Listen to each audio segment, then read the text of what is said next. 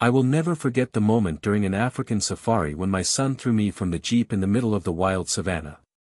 He sneered at me, telling me to go meet the lions. It was a heart-wrenching betrayal from my own flesh and blood, a man who craved my inheritance. But when he returned to the hotel, thinking I was dead, I was already there, ready with a surprise for him. It all started some time ago, when my son, Trevor, said he needed $50,000, and that was all he would need. His fist slammed against my coffee table, and I watched the crystal ashtray that my late wife, Sarah, had bought 20 years ago jump in place. I didn't flinch. As I took a measured sip, the ice in my whiskey glass barely made a sound. I watched my 35-year-old son pace back and forth between the window and my worn leather chair like a caged animal. His expensive shirt was untucked and wrinkled from whatever desperate scheme had brought him to my house on a Friday evening. My voice remained level, just as I had learned to do in Vietnam, where staying calm meant staying alive. I reminded him that he was a grown man. He whirled around, the designer watch on his wrist catching the last rays of sunlight streaming through the windows of my ranch house. He accused me of always saying no, and the words hung in the air between us, mixing with the scent of my leather furniture and the faint smell of motor oil from the garage. I had been working on my '67 Mustang again, trying to forget another week of Trevor's phone calls, another week of hearing about his brilliant plans that always needed my money to succeed. I told him this was my money, not his, and I set my glass down deliberately, each word as measured as the whiskey I had just poured. I told him the money was mine until he learned to earn it himself. He laughed bitterly, asking if I meant earning it like washing cars for 40 years, getting my hands dirty with soap and water. I studied his face, looking for any trace of the boy I had raised alone after Sarah died, the boy who used to help me in the garage and begged for bedtime stories about my adventures in the service. Instead, I saw a stranger wearing my son's face. I told him that those car washes had paid for his college, his apartment, the failed restaurant, and the photography business he had abandoned after only 6 months. My voice grew harder, despite my efforts to stay calm. I explained that I had funded every scheme he had started and covered every one of his failures. He stopped pacing and his expression shifted.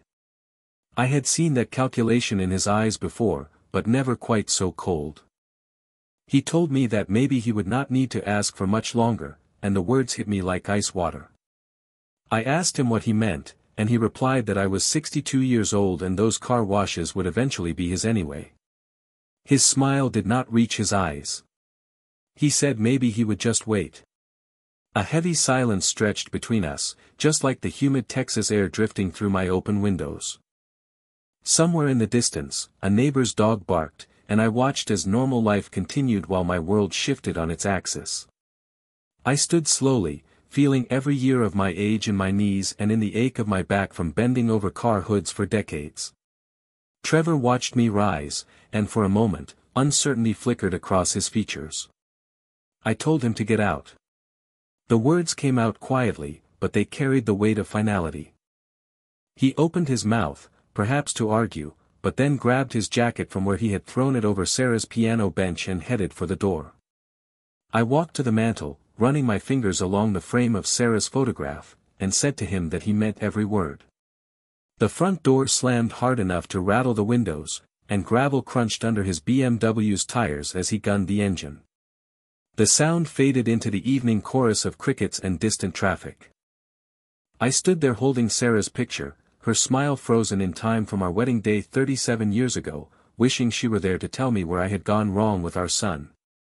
The empty whiskey glass sat on the coffee table where Trevor had slammed his fist, a ring of condensation marking the wood Sarah had polished every Saturday morning. I could not bring myself to clean it up, I could not erase the evidence of what had just happened between us. It was 8:15 according to the grandfather clock in the corner. Sarah had wound that clock every Sunday after church, a ritual I had maintained for the 12 years since her death, though I had stopped attending services the day we buried her. I moved through the house like a ghost, switching lights on and off without purpose. In the kitchen, I made coffee at midnight because sleep would not come. The familiar routine of measuring grounds, adding water, and listening to the machine gurgle to life kept my hands busy while my mind raced. The garage became my refuge, as it always did when the house felt too empty. I sat in the driver's seat of my restored '67 Mustang, breathing in the smell of leather and motor oil, and running my hands over the steering wheel I had wrapped myself. Sarah used to joke that I loved these cars more than people, but she was wrong. I loved the certainty of mechanical problems, the way you could fix things with the right tools and enough patience. People were harder to repair. Trevor had been 10 when the cancer took Sarah.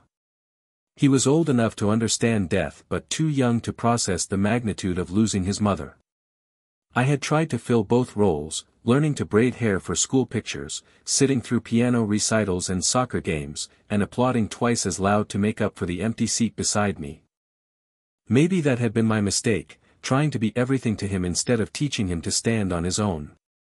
I remembered the extra shifts I had worked, the vacations I had skipped to pay for his college education, and the nights I had fallen asleep over account books, calculating how to afford his dreams, the photography studio that had lasted 6 months, the restaurant that had closed after a year, and the app idea that had never gotten past the concept stage. Each failure had cost me more than money, it had cost me pieces of the hope I had stored up for both of us.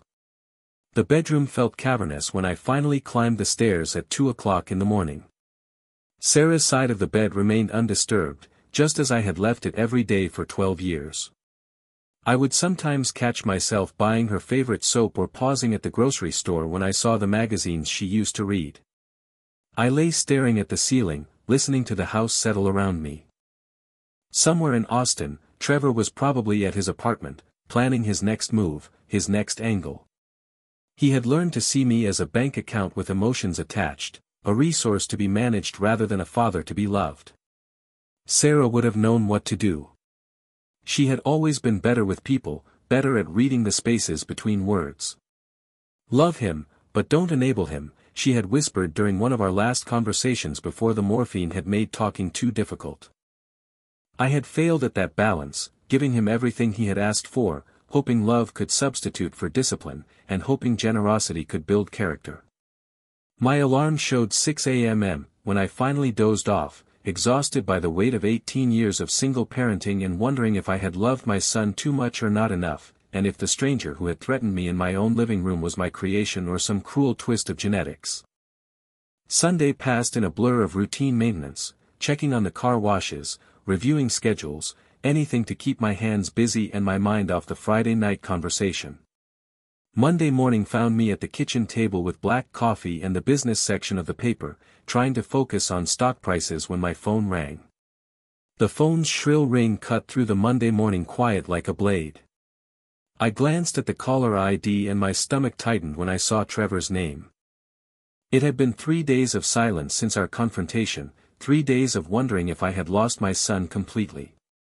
When I answered, his voice sounded different, softer, uncertain, almost like the boy I remembered. He quickly apologized, saying that what he had said on Friday night was horrible and that he had been frustrated and angry, but that was no excuse. Something in his tone made me pause.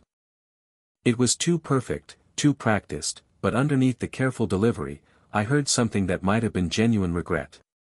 He continued, saying that he had been thinking all weekend about his mom and everything I had sacrificed for him, and that I deserved better than what he had said. I found myself softening despite my weariness. He then interrupted me and told me that he knew this might sound crazy after Friday, but something had come up.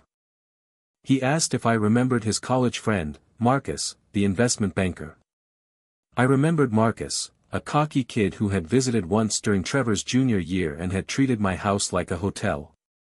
He explained that Marcus and his wife had booked a safari in Tanzania for next month, but she had just found out she was pregnant with a high-risk pregnancy and her doctor had told her not to travel internationally. He said that they could not get refunds on anything, including the flights, accommodations, or guide fees, so Marcus had offered him the whole package at cost. My pen had stopped moving across the morning crossword. He told me it was a safari in Serengeti National Park, the real deal, with a professional guide, luxury accommodations, and everything included. His enthusiasm sounded genuine now, boyish in a way I had not heard in years. He told me that he kept thinking about the nature documentaries I used to watch and how I would talk about seeing Africa someday. I had talked about that back when Sarah was alive and retirement had seemed like a distant possibility rather than a lonely prospect. We had planned to travel together, to Scotland, Ireland, and maybe a photo safari in Kenya. Cancer had stolen those dreams along with everything else. He said that he had always wanted to see Africa with me, as a father-son adventure, and that after what had happened Friday, he had realized how much time he had wasted being angry instead of appreciating what he had. I stood up and walked to the kitchen window that overlooked my property. In the distance, traffic hummed along the highway, with normal people heading to normal jobs, not wrestling with whether their sons had finally grown up or learned to manipulate more skillfully. I asked him when the trip would be, and he said it was in 2 weeks, from April 20th through May 1st. He told me that he knew it was short notice, but Marcus needed an answer today or he would offer it to someone else. I knew 2 weeks was enough time to arrange coverage for the car washes and to process what this invitation really meant. Either Trevor was genuinely trying to repair our relationship, or this was an elaborate setup for something I could not yet see. I asked him what it would cost, and my practical side asserted itself. He replied that it would not cost anything beyond our flights to Dar es Salaam, everything else was covered, including the park fees, accommodations, meals, and even the internal flights. His words tumbled out faster now. He said that Marcus had already paid for everything and that we just needed to cover our international tickets. I pulled out my passport from the kitchen drawer where I kept important documents, checking the expiration date. It was still valid for 2 more years. Sarah had insisted we renew them together before she got sick, joking about all the places we would visit when I finally retired. I was doing more than thinking. I was hoping.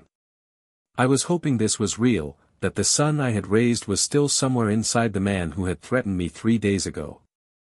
I told him to send me the details, the flight schedules and the itinerary, everything. The joy in his voice sounded completely authentic when he said it was going to be incredible, just the 2 of us seeing something amazing together. After I hung up, I stood in my kitchen, holding my passport and feeling something I had not experienced in years, anticipation.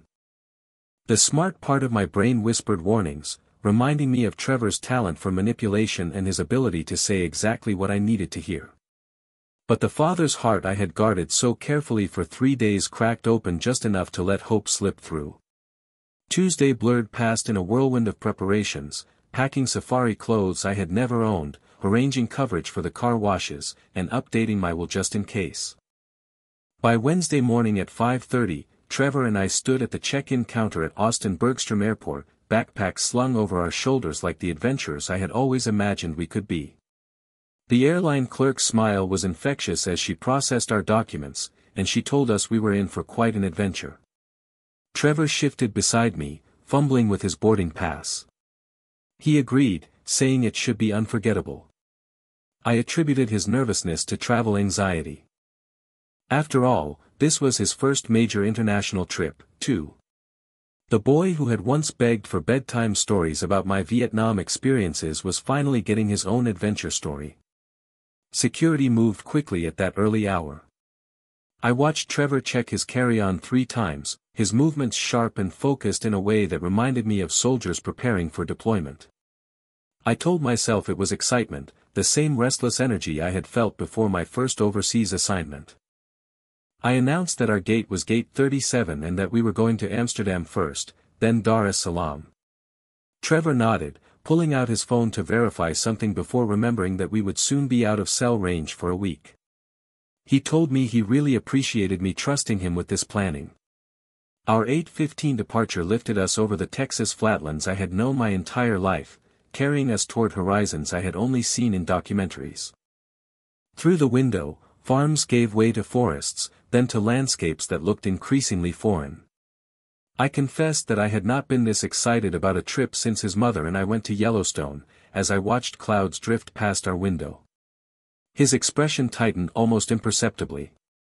He said that this would be different, more primal. 9 hours to Amsterdam passed in discussions about African wildlife and shared memories of nature programs we had watched together when he was young.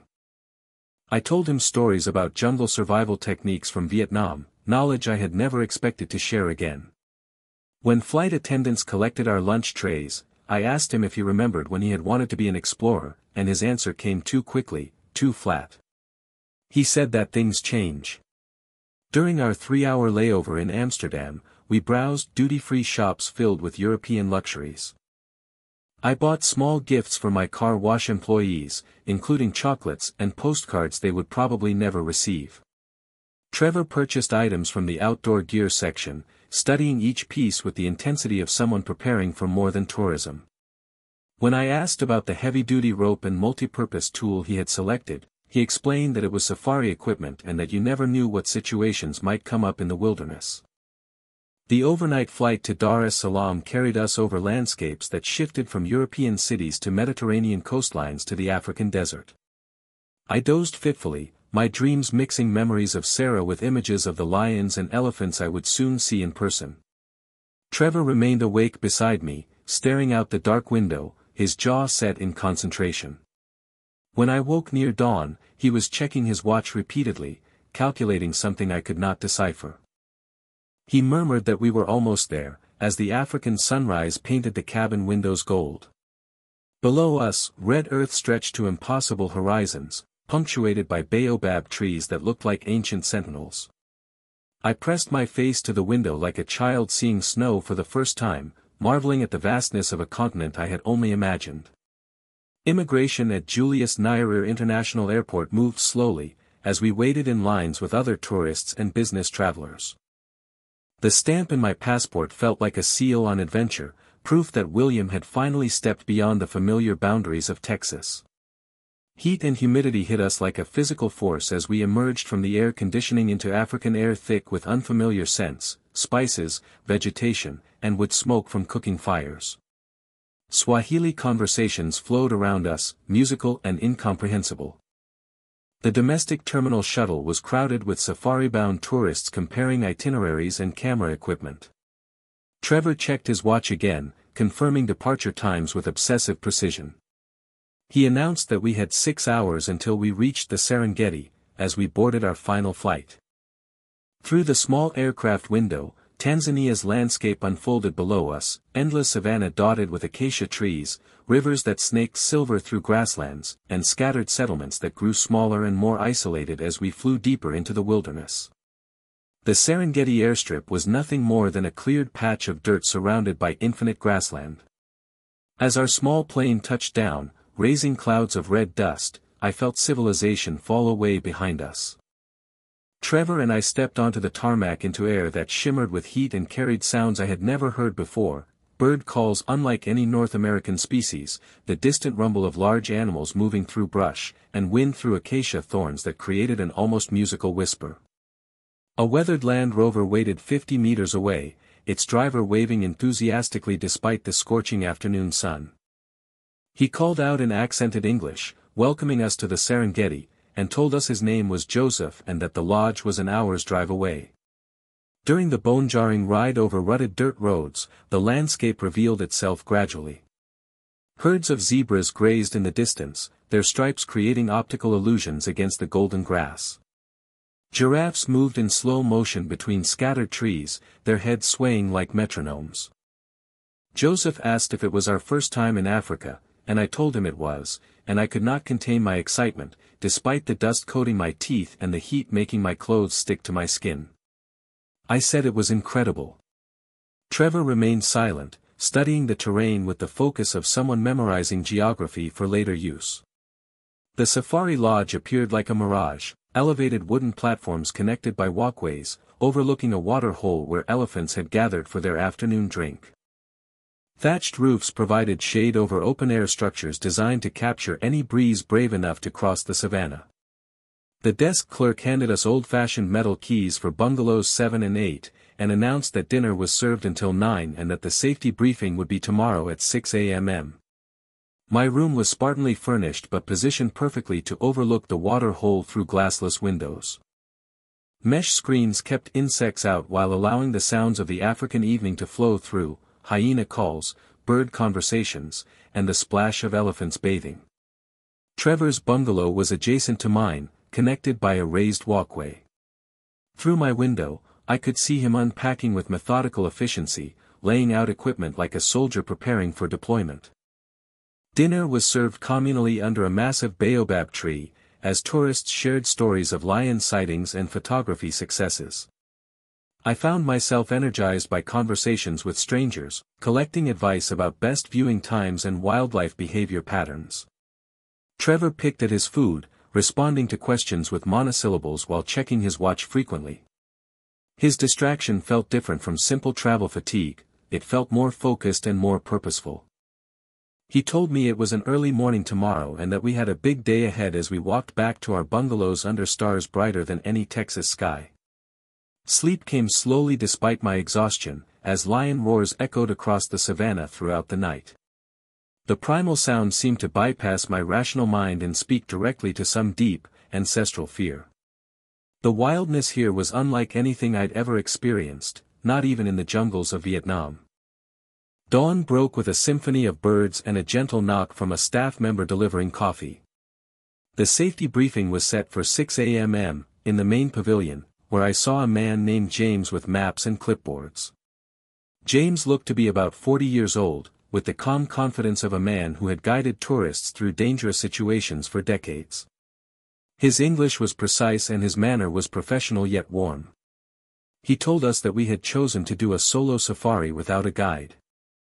He spread topographical maps across the wooden table, marking routes with different colored pencils. He said it was a serious responsibility. 7 different routes radiated from the lodge like the spokes on a wheel, each one marked with its distance, difficulty level, and danger warnings. Routes 1 through 4 stayed within 50 kilometers of the lodge with ranger checkpoints every 20 kilometers. Routes 5 and 6 ventured further into the wilderness but maintained radio contact with base stations. Route 7 extended 300 kilometers into the most remote part of the Serengeti, crossing into areas with no human settlement for vast distances.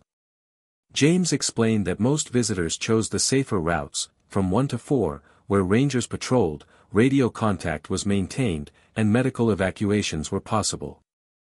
Trevor leaned forward, studying Route 7 with intense concentration.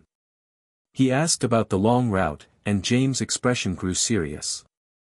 He explained that Route 7 was for expert guides only. It was a 300-kilometer journey through dangerous territory, with lions, elephants, buffalo, and crocodiles at the river crossings. There was no cell service or rescue stations. Caught up in Trevor's enthusiasm, I interjected that it sounded like a real adventure and that we could handle it. James' voice gained authority as he explained that we must understand completely. This route, he said, passed through the active hunting grounds of 3 different lion prides, through elephant corridors where the bulls could become aggressive, and across river crossings with large crocodile populations. He pulled out photographs showing massive crocodiles basking on riverbanks, elephants with tusks that could impale a vehicle, and lion prides resting in the shade, hidden until you were within striking distance. James emphasized that the most remote point was 150 kilometers from any human settlement. He said that if something went wrong, help could not reach us quickly, and maybe not at all.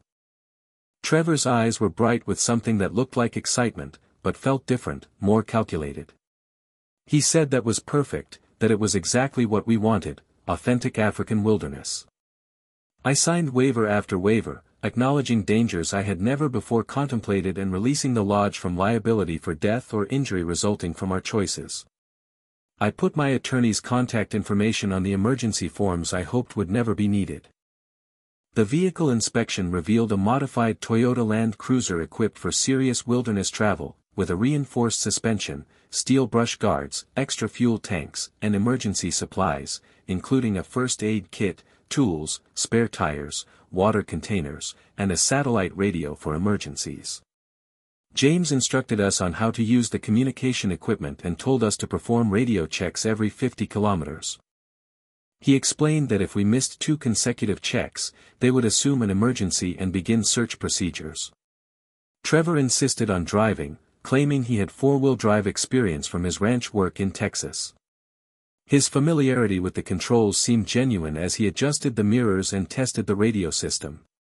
James confirmed that our departure would be at 6 a.m. and that Route 7 typically required 2 to 3 days for the complete circuit. He asked if we had camping equipment, food supplies, and an emergency beacon. That evening, I fell asleep to the sound of lions calling across the darkness, imagining the adventure awaiting us at dawn. Trevor's light remained on late into the night, visible through the thin walls between our bungalows. 5:30 a.m. came with a gentle knock from the lodge staff, delivering coffee and confirming our early departure. The African dawn painted the sky in stages, deep blue giving way to purple, then orange, and finally gold. As the sun cleared the horizon, Trevor appeared at my door precisely at 6, dressed in khaki safari clothes and carrying a daypack that seemed heavier than necessary for our planned route. His movements were efficient, almost military in their precision. He asked if I was ready for the adventure of a lifetime, but his smile did not reach his eyes. The lodge staff had loaded our vehicle with supplies during the night. There was food, water, camping gear, and emergency equipment. James performed a final inspection, checking fluid levels and tire pressure with the thoroughness of someone who understood that mechanical failure in the wilderness could mean death. He shook both our hands and reminded us to perform a radio check every 50 kilometers, warning that if we missed 2 consecutive checks, they would come looking for us. Trevor nodded impatiently and climbed into the driver's seat. He told James that we understood the risks. The main gate of the lodge opened onto a dirt track that would be our highway for the next 3 days. As Trevor engaged the 4-wheel drive and we rolled forward, I felt the last connection to safety and civilization fall away behind us. The early morning air was cool, carrying the sense of grass and earth and something wild I could not identify. Through the open windows, the sounds of the awakening savannah created a symphony of bird calls, insect buzzing, and the distant movement of animals through brush. I called out, pointing to a herd grazing 200 meters away, asking if we could stop for photos.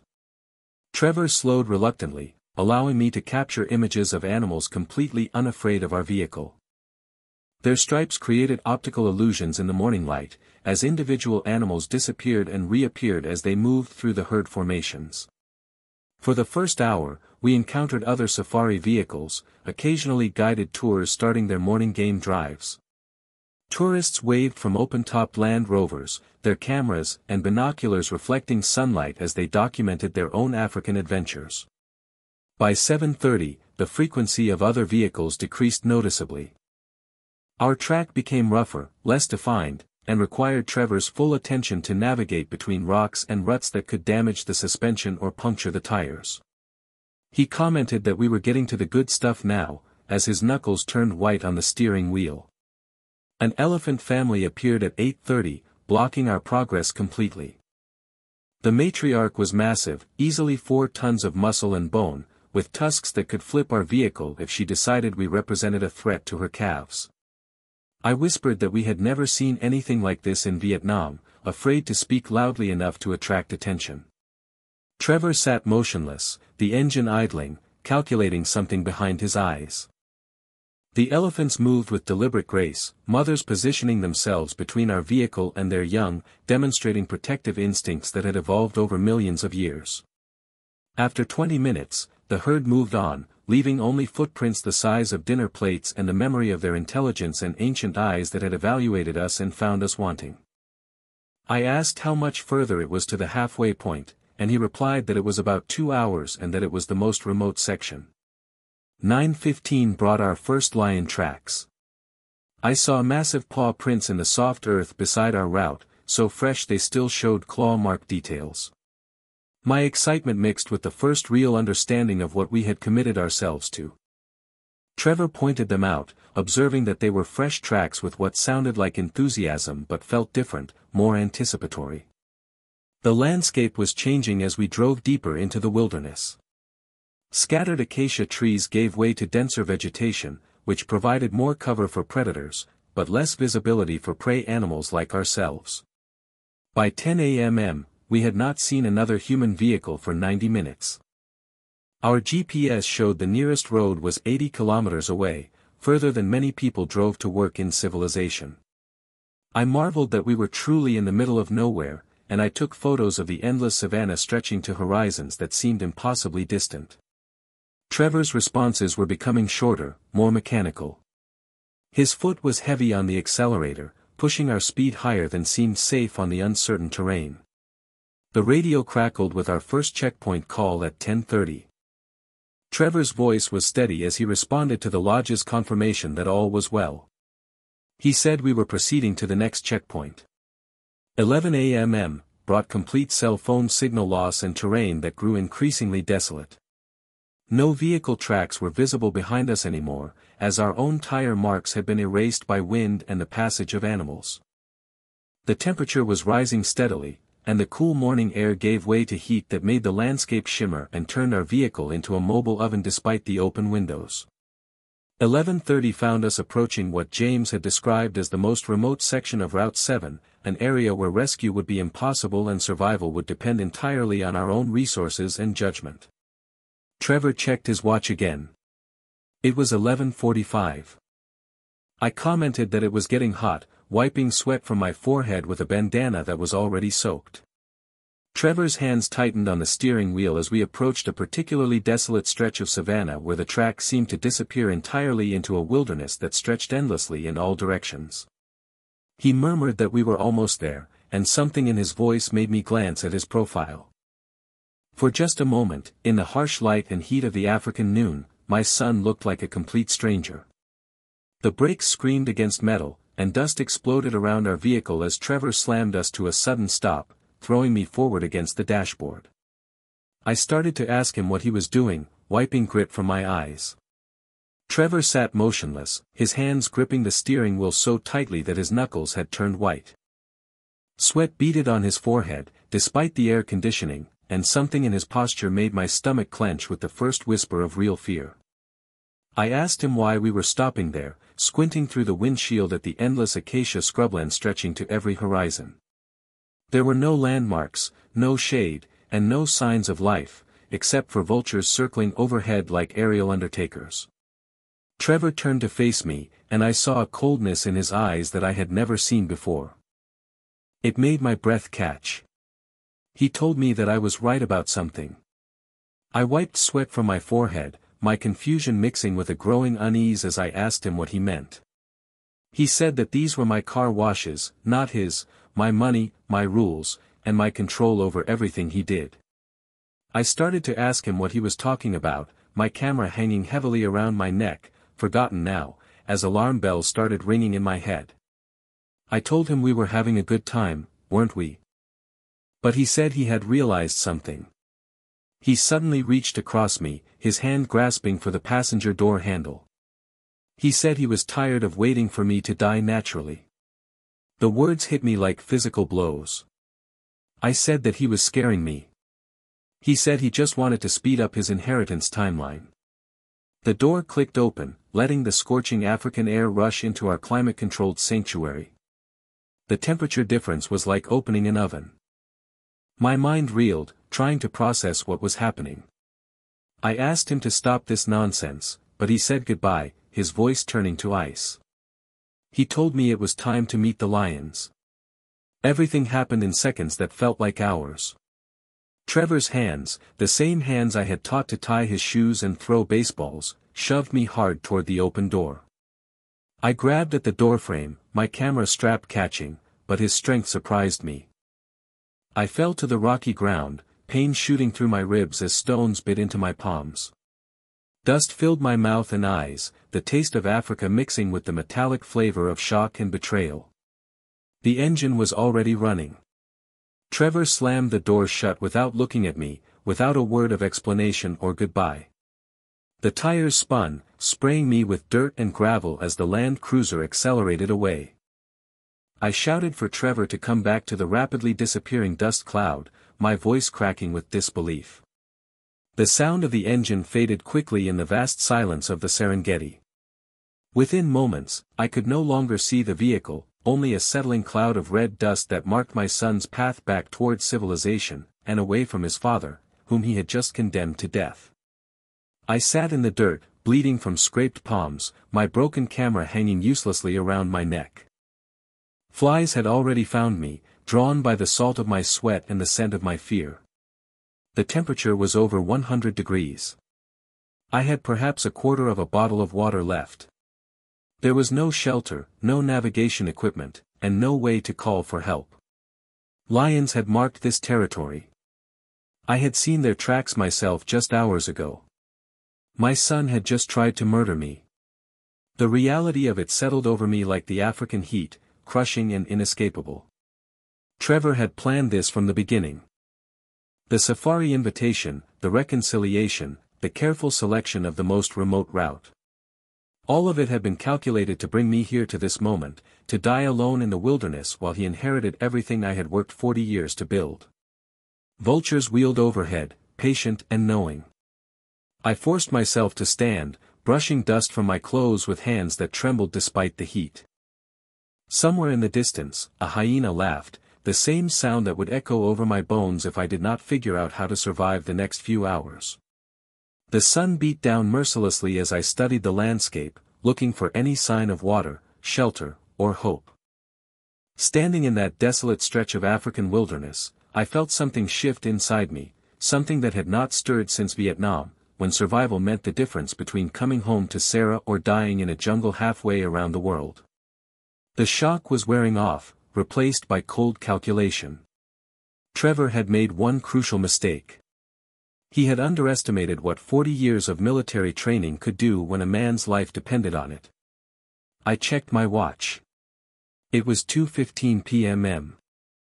The sun was past its peak, but still brutal, probably 104 degrees in the shade, if I could find any. Sunset would come around 7, giving me less than 5 hours of usable daylight. My inventory was pathetic: a quarter bottle of water, a pocket knife, a bandana, a broken camera, and the clothes on my back. But I had something Trevor did not know about, 20-year-old survival training that had kept me alive in worse conditions than this. My first rule was to conserve energy and water. I wrapped the bandana around my head, protecting my neck from the sun, and took one small sip of water. Rationing would be critical. The second rule was to find the animals and find water.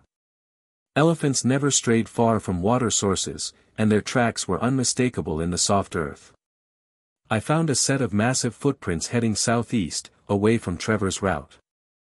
The animal trail led through scattered acacia trees, providing occasional patches of shade that felt like salvation.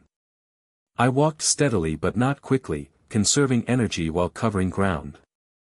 Every 30 minutes, I allowed myself another tiny sip of water. My mind worked as I walked, processing what had happened with the clarity that comes from accepting that your child tried to kill you. The careful planning, the false reconciliation, the selection of Route 7. Trevor had researched everything. He had chosen predators as his murder weapon, counting on them to hide his crime. By 3:45, I had been walking for 90 minutes when I heard it, the distant rumble of an engine. It was not Trevor returning. This sound came from the northeast, cutting across the elephant trail I had been following.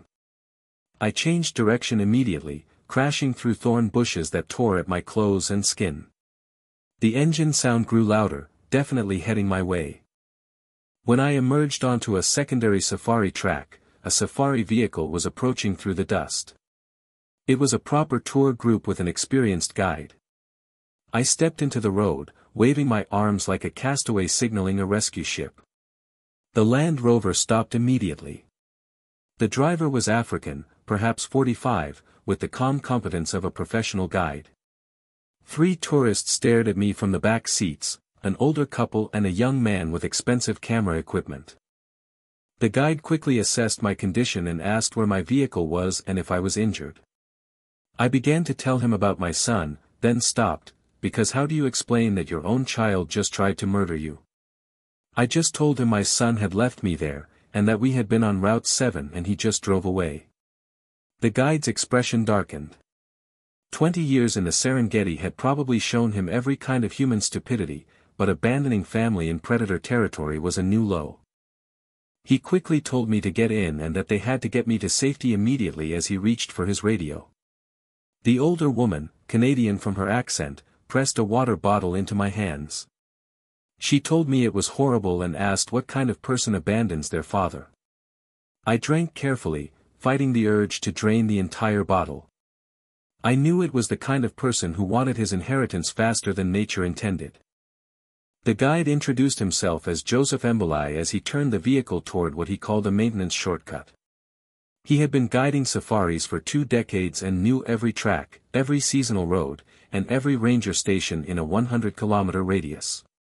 He explained that this road would take 2 hours, much faster than the main tourist roads, as he consulted a GPS unit that showed detailed topography. The young photographer wanted to know if he should call the police. The Canadian couple shared energy bars and offered basic first aid for my scrapes and cuts. They were normal people doing normal, decent things. Such a contrast to my own son that it made my throat tight with emotions I could not afford right now. Joseph maintained steady radio contact with the safari lodge, reporting my rescue and requesting police presence for when we arrived. He asked careful questions about Trevor's vehicle, route, and timeline, building a case file in his head with professional efficiency. He asked if my son would return to the lodge tonight, and I replied that if he followed Route 7 completely, he would probably return around 8 or 9 p.m. I checked my watch. It was 5 o'clock. Joseph said that Trevor did not know about his shortcut, and his smile was grim. He explained that tourist maps do not show maintenance roads and that Trevor would have to take the much longer standard route. This meant I would arrive at the lodge hours before Trevor, giving me time to prepare for what would happen next. It gave me time to decide whether my son would face justice for attempted murder or something more personal. As the safari lodge's distinctive architecture appeared through the acacia trees, I realized I felt different than I had that morning. The man who had been pushed from that vehicle to die was gone. What remained was someone Trevor had never met, someone who had survived worse than this and had no intention of forgiving what could not be forgiven. The safari lodge erupted in controlled chaos when Joseph's vehicle pulled up to the main pavilion. James, the manager who had briefed us that morning, took one look at my dust-covered and scraped condition and immediately began coordinating medical attention and police contact. "Mr. Walker, what happened? Where is your son?" I accepted a clean towel in cold water, letting the relief of safety wash over me before answering. "Trevor abandoned me in the wilderness deliberately. He intended for me to die out there." The gravity of my words settled over the gathered staff like a heavy blanket. In 20 years of safari operations, they'd seen tourist stupidity, mechanical failures, and animal attacks, but premeditated murder was something new. "We must contact police immediately," James declared, already reaching for his radio. "This is attempted murder." Within 30 minutes, Inspector David Kimani arrived from the regional police station 40 kilometers away.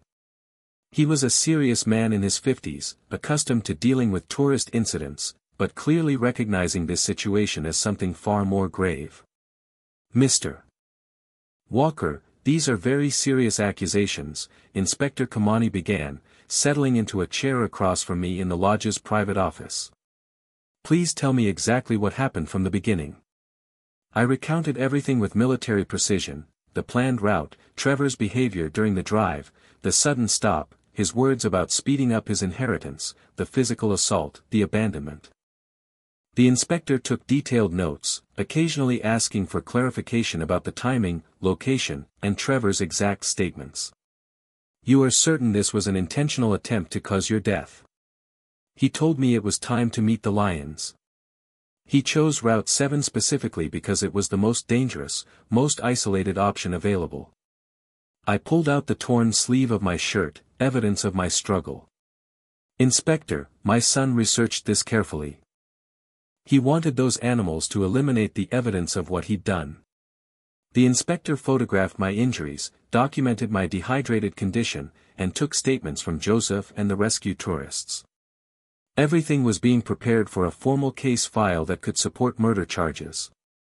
"When do you expect your son to return?" Inspector Kimani asked. I checked my watch. It was 6:30 p.m. Within the next 2 hours, if he completes the full route, he doesn't know I've been rescued. Good. We will be ready for him. The next 2 hours passed in careful preparation.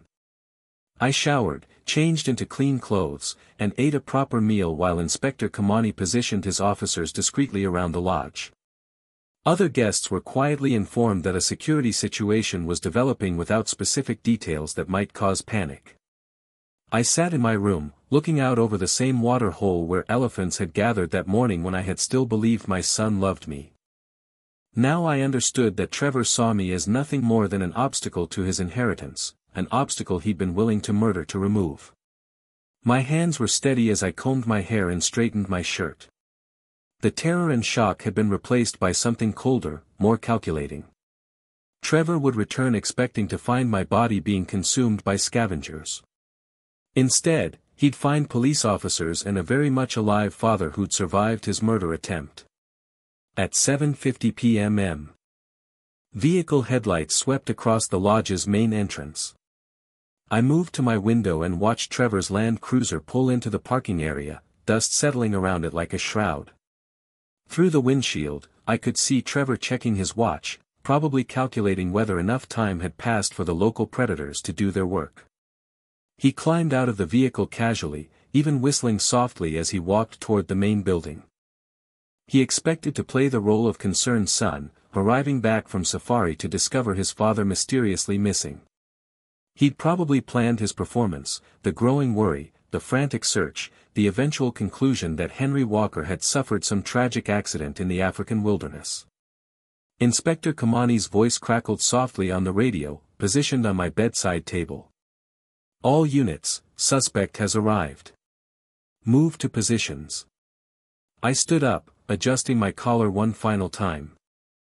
In a few minutes, I'd face the son who'd tried to kill me. The son who'd looked me in the eyes and condemned me to death for the crime of controlling my own money. Trevor was about to learn that some prey fights back. The sound of Trevor's engine shutting off echoed across the evening stillness, like a funeral bell.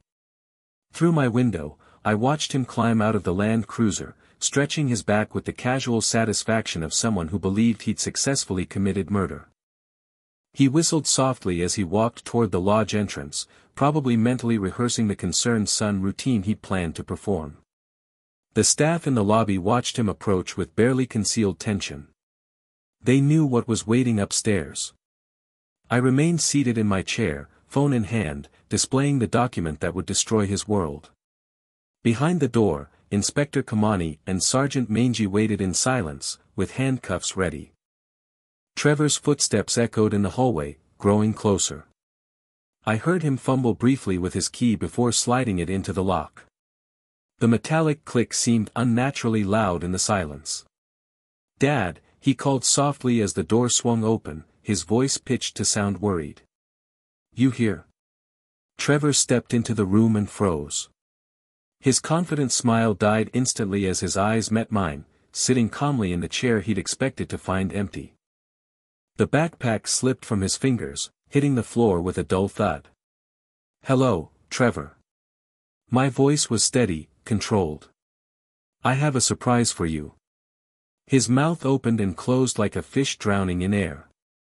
He backed against the door frame, unable to process what he was seeing. How are you here?" The police officer stepped out from behind the door and Trevor's head whipped between them and me, panic replacing confusion in his eyes. "Take a look at this screen, son." I held up my phone, the legal document clearly visible. "It's a copy of my new will." Trevor's eyes focused on the screen, squinting to read the text. I watched his face change as the words registered. Every asset, every car wash, every penny of his expected inheritance now designated for the African Wildlife Conservation Fund. "This isn't possible," his voice cracked.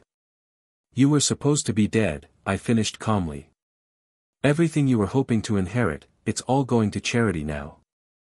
The car washes, the house, every penny donated to wildlife conservation." "What charity?"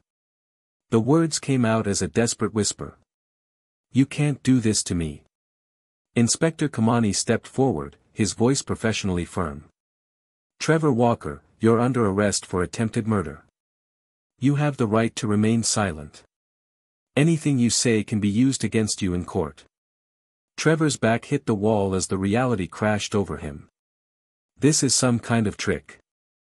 Dad, whatever you think happened out there, I know exactly what happened. I stood slowly, facing the son who'd condemned me to death. You told me it was time to meet the lions. Your exact words. We can work this out. His voice rose to near hysteria. I can explain everything. You don't understand what really happened. But his eyes kept returning to my phone screen, to the legal document that had just destroyed his future. I could see him calculating, realizing that even if he'd succeeded in killing me, he would have inherited nothing. Trevor lunged forward suddenly, desperation overriding reason. You set me up. This was all planned. The police officers moved quickly, restraining him before he could reach me.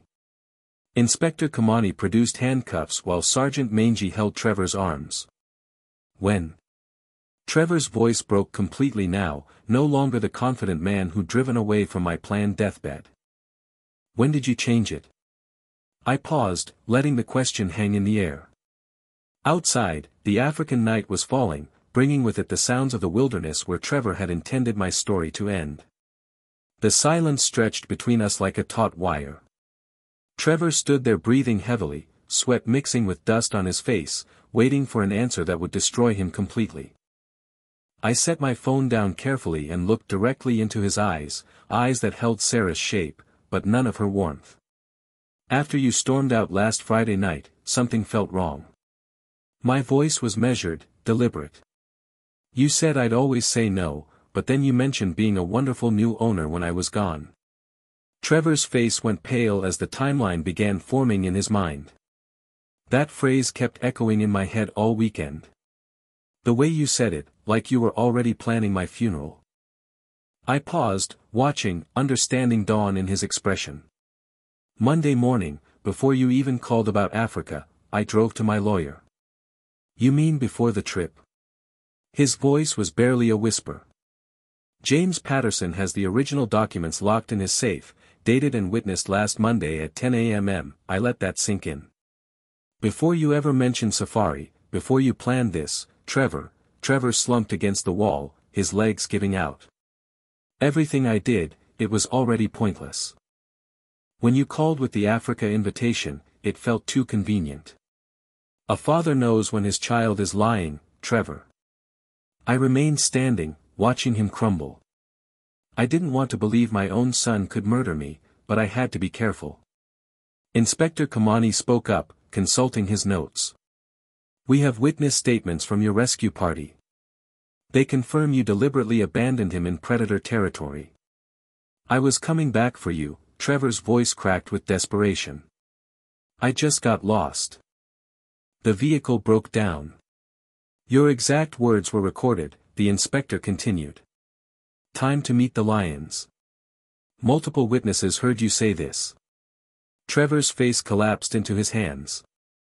This can't be happening. This can't be real. Do you know what it's like to realize your child wants you dead?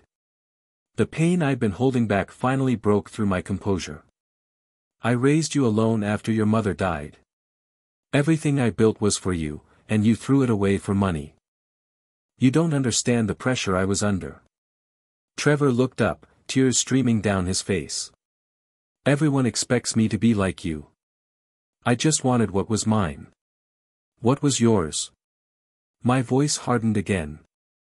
You never earned a penny of what I built. Every scheme you started I funded. Every failure I covered. The inspector moved closer with the handcuffs. Trevor Walker, place your hands behind your back. Dad, please. Trevor's voice broke completely. We can fix this. Cancel the will. Give me another chance. But as the handcuffs clicked into place, I was already shaking my head. Sarah would be heartbroken to see what you've become. I failed as a father, but I won't let you destroy what we built. The inspector read additional charges. Conspiracy, endangerment, attempted homicide. You'll be extradited to Tanzania for trial. Trevor's last desperate plea echoed in the room. I'm your only son. No, I said quietly, watching the police lead him toward the door. My son died in that desert when he chose murder over love. The door closed behind them, leaving me alone with the sound of handcuffs and the distant roar of lions, the same lions that were supposed to have covered Trevor's crime. Silence filled the room like water flooding a sinking ship. The sound of the police vehicle driving away carried my son toward a future of concrete walls and metal bars, taking with it the last remnants of the family I'd tried so hard to preserve. I sat back down in the chair, suddenly feeling every one of my 62 years. Justice had been served, but it tasted like ash in my mouth. There was no victory in watching your child destroy himself, no satisfaction in being right about something so fundamentally wrong. My phone buzzed with a call from James Patterson, my attorney back in Austin. "Henry, I heard there was some kind of incident in Africa. Are you safe?" "I'm alive, James. The will stands exactly as written." My voice was steady despite the exhaustion creeping in. "No changes, no exceptions. Trevor made his choice. The police contacted me about pressing charges. Are you certain you want to proceed?" I looked out the window at the African savannah where elephants moved peacefully in the fading light. The same landscape Trevor had chosen as my graveyard. Press charges fully. No family privilege. He needs to face consequences for what he's done. After hanging up, I called the manager of my car washes. "I'll be back Tuesday. Handle everything until then. There may be some news coverage about Trevor, but no comments to the press." The practical arrangements felt surreal after everything that had happened. Tomorrow, I'd change my flight, return to Texas, and begin the process of living without family. The house would feel different now, not just empty because Sarah was gone, but hollow because Trevor had poisoned even the memories we'd made there. A soft knock interrupted my thoughts. James Monga, the lodge manager, peered in cautiously. "Sir, is there anything you need tonight? Tomorrow we arrange your flight home." "Your staff's kindness has been remarkable," I told him honestly. "The guides who saved me, please ensure they're rewarded. This place will always hold special meaning now." He nodded and withdrew, leaving me alone with the African night. Through the open window, I could hear the sounds that had terrified tourists for generations: lions roaring in the distance, hyenas laughing their mad laughter, the rustling of creatures that killed to survive, not for inheritance. I pulled out my wallet and found the photo I always carried. Trevor at age 8, gap-toothed and grinning, holding up a drawing of lions and elephants he'd made after watching a nature documentary. "When I grow up, I want to explore Africa with you, Dad," he'd said. That little boy had grown up to use Africa as a murder weapon. I placed the photo on the bedside table and began packing Trevor's abandoned belongings, his expensive safari gear, the rope and tools he'd bought in Amsterdam for purposes I now understood. The camera he'd used to document our trip to the place he'd planned to kill me. Everything would be donated to the conservation fund along with my estate. Let something good come from this betrayal. As I prepared for bed, I thought about Sarah and what she would say about the choices I'd made. She'd always believed in second chances, in the power of love to redeem even the worst behavior. But Sarah had died before seeing what Trevor would become. Maybe that was a mercy. I lay down, but didn't expect sleep to come easily. Outside, the lions were roaring again. The same roars Trevor had intended to be my death song. Now they were simply part of this beautiful, dangerous world where survival meant everything and family meant nothing if it came at the cost of conscience. Tomorrow I'd return to Texas and start over. There would be no family dinners, no Christmas mornings, no one to inherit the business I'd spent 40 years building.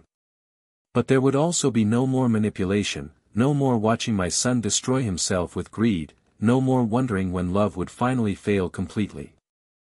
I closed my eyes and listened to Africa sing its ancient song of predator and prey, of survival and death, of the harsh justice that governed everything under these endless stars. In the darkness, I finally smiled.